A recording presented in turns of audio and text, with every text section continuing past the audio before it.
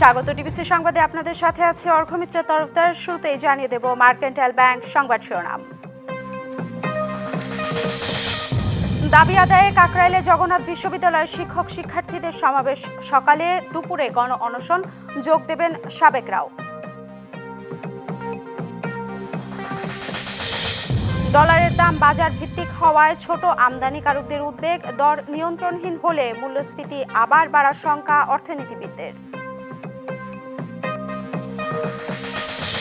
Customs কর্মকর্তাদের কর্মবিরতিতে স্থবির চট্টগ্রাম বন্দরের কার্যক্রম, বিপাকে আমদানি রপ্তানিকারকরা, দেখা দিতে পারে কন্টেইনার জট।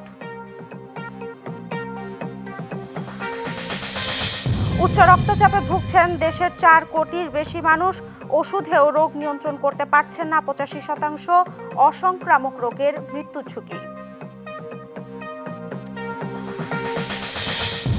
নাকবা দিবসে গাজা জুড়ে ইসরায়েলি বাহিনীর হামলা, নিহত অন্তত 143, বেশিরভাগই নারী শিশু। 3 হাসপাতালের কার্যক্রম সাময়িক বন্ধ।